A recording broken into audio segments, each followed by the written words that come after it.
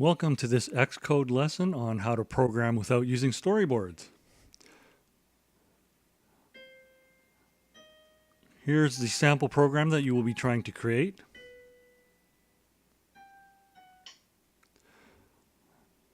This sample program also provides you with a sample framework so that you can create your own apps. This framework was small, so it's easier to learn, but it provides you with quite a bit of functionality as well. It provides you with screen transitions, it provides you with sound management, it provides you with button management, and it's relatively efficient with memory as well. So your first task is to modify this main screen, and you can see that the buttons are laid out in somewhat organized fashion. And if I rotate the screen, you can see that the buttons are constrained to the left and right edge and in the middle of the screen. And these buttons are constrained to the bottom and top edge, and they're constrained to the middle of the screen. These buttons are just constrained to the middle of the screen. This framework will provide you with this functionality as well. You can run this on the iPad as well.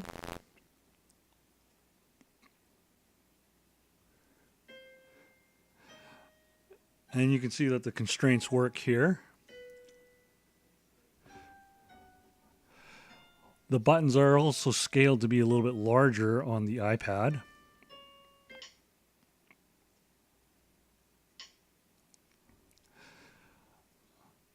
The framework provides you with different kinds of transition. You can use a slide transition. You can use this cube rotation transition. There's also a zoom transition and a fade transition.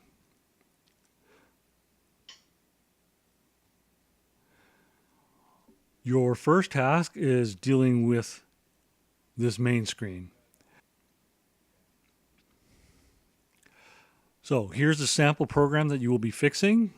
It's exactly the same as the other program. It's just that some of the functionality has been purposely filled with errors, and your job is to fix them. So you can see that these two right buttons are working properly. These other ones are not constrained properly, so your job is to constrain them properly.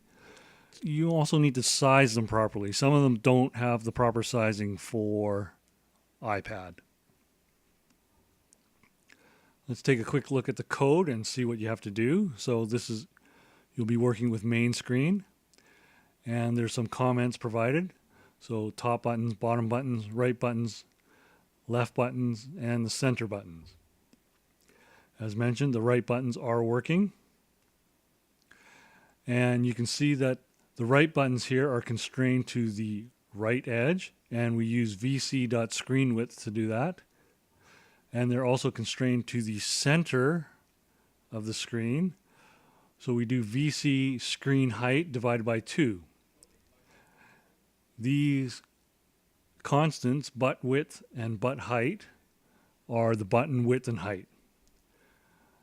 This times LFM is times large factor multiplier. So large factor means iPad.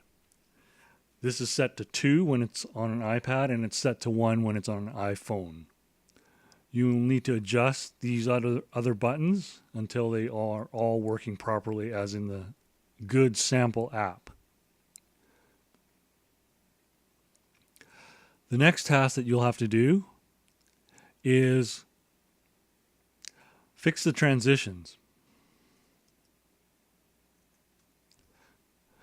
As you can see, the slide right is working. Slide left is also working. However, slide up is not working, and slide down is not working. So those just have placeholders in it, and we need to go to View Controller to fix that. So slide up and down is called transition up and down. Right now it has left and right instead of up and down, so you'll need to fix the values here to make the transition work properly.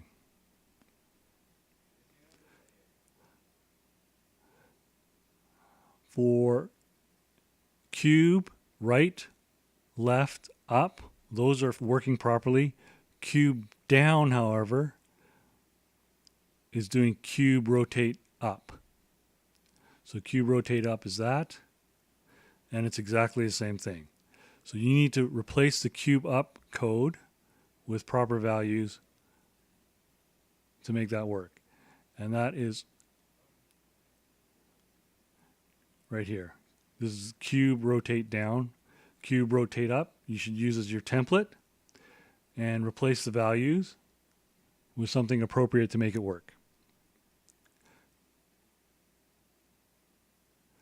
Your last task is to add the toggle sound button. There's no toggle sound button on this screen.